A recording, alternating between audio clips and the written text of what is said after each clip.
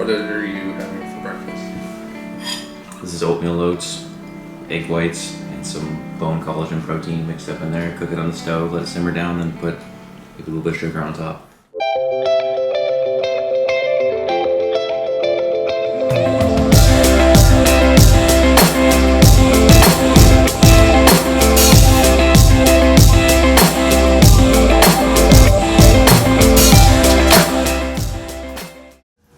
Where's it hurting?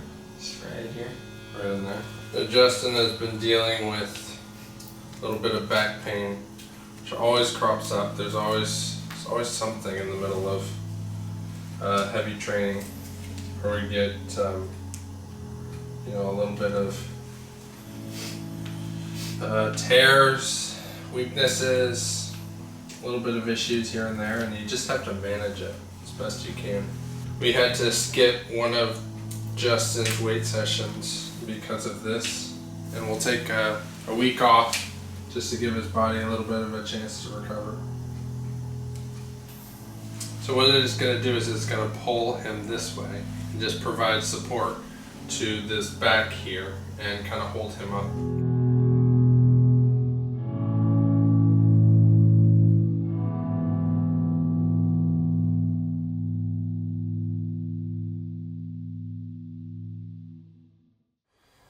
So one of the first things that I do when people come to me is that I start to talk about nutrition. Nutrition is something that I think is not discussed enough when it comes to training. Most people, when they go find a coach, the first thing they want to ask is, all right, what workout should I be doing? And for sure, workouts are really important. What you're doing is going to have a definite impact on performance. But I'd say a much more important aspect is what you put into your body. People don't really associate what we eat with what we're made from, but if you think about it, it should be pretty obvious. You consume food and your body is built from that. There's no other source. It's not like we're plants where we're absorbing things from the air or, sunlight. We get our energy from the things that we consume. We build our body from the foods that we eat.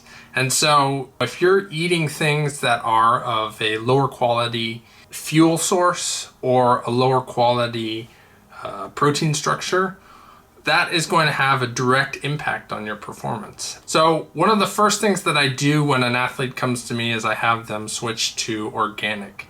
Specifically when it comes to grains, things like wheat and oatmeal. And as soon as I switch athletes to organic grains, their digestive system moves a lot faster, it's more efficient, everything gets processed better, they have more energy, everything works better. So it's, from an athletic perspective, organic is not it's not a luxury item. It's not something that we try to get. It is a must. All of my elite athletes, I say there is no room for error. You cannot eat non-organic grains at all, ever.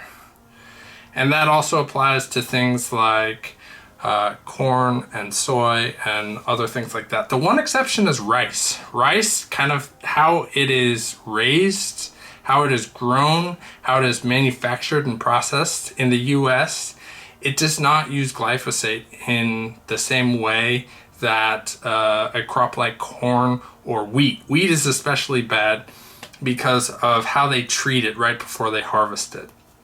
So there's a lot of information and misinformation out there. And, for me, it all comes back to just this very simple idea. Eat a meal, and when you're done with that meal, wait 5-10 minutes and see how you feel. Do you want to go to sleep? Are you just in a food coma? If you are, that should be a warning sign, a flashing sort of neon light sort of saying that is not something that your body likes. That's not something that your body really is doing well with. It's gonna struggle. The reality is if you eat something, it should make you feel good. It should make you feel energized. And if you don't feel that, it's going to tell you. And it shows up in all facets of performance. It shows up directly in power. I've had athletes, they'll be kind of consuming things in a sort of more traditional facet. And then all of a sudden I switch them to organic and you'll see their power jump. And then conversely, they'll go out and they'll have something just like, oh, it doesn't hurt if I have a slice of birthday cake, with my friends over here. And then boom, they'll lose 20 or 30 watts off of their threshold. And they'll be like, I couldn't push on the pedals. And I'll be like, what'd you eat? And it almost always comes back to the food.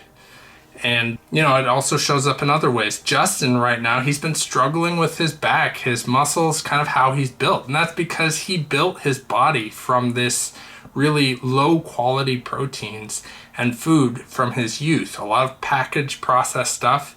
And so this is why it's going to take so long for him to be able to really reach his highest potential. The body's always rebuilding itself. And so we have to go through months and then years of replacing and rebuilding all of those proteins, all of the structure that his body was previously built from. If you were going to build a really nice house and you said money no object, you would want the finest quality materials. In the same way, when it comes to a body, you really want high quality materials to build your body with. Your body is an engine, and if you build it from shoddy materials, what do you think is going to happen? Time to go grocery shopping.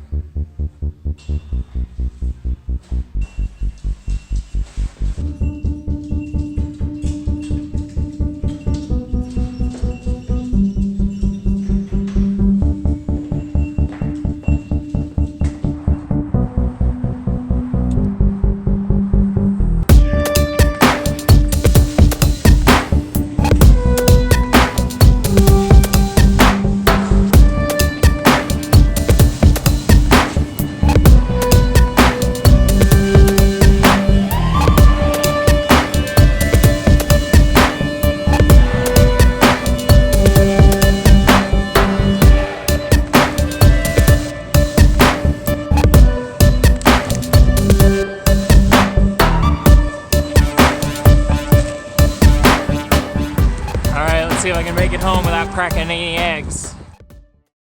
Kind of curious about your perspective on food and how that's changed in the last 15 months.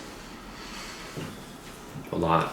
To keep it simple, it's changed a lot. But the importance of the type of food you eat in certain situations, the timing of your food, the amount, the quality of food, different foods, or how you apply them. So I guess you could probably break it down into categories if you wanted to, but there's a lot of basic fundamentals I've learned that are important, and how much food is a cornerstone for your performance. Like, you can't perform without food, really, a lot of times. And the better the food is and the better you are at understanding it, the better and more repeatable your performance is. It's like those bad days where people are just like, no legs, and then they'll say, I'm not a machine. I just had a bad day. It's like, well, actually, no, the body is very much like a machine. You give it bad fuel, it's gonna run poorly. And most people, they're not aware of a lot of what they put in their body. It's kind of crazy. So in 15 months, what's kind of the biggest thing that you've seen in terms of nutrition? It's really been a standout for you. The way you shop and the quality of food you choose while you're shopping is very important. Walking through the grocery store, understanding that probably if there's 10 aisles and a whole bunch of shelves in each aisle, maybe you can comprise all the food in the grocery store down to like one cabinet of food, one aisle of food. Of things you can and so like 90% of it you shouldn't eat. 90% of it you shouldn't eat, and then of that, like, you have to be very picky about that food, make sure it's organic. Certain foods are more critical to have organic than other ones. And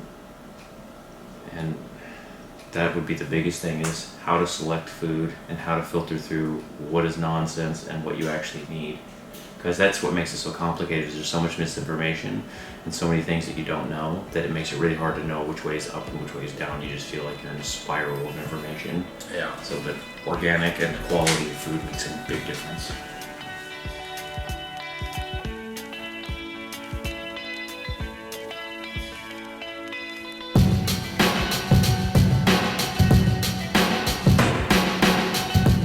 Hey, thanks for watching this volume of the SPC. For further information, you can check us out at semperporro.com. You can also find us on Facebook and Instagram. Take care. Keep the rubber side down.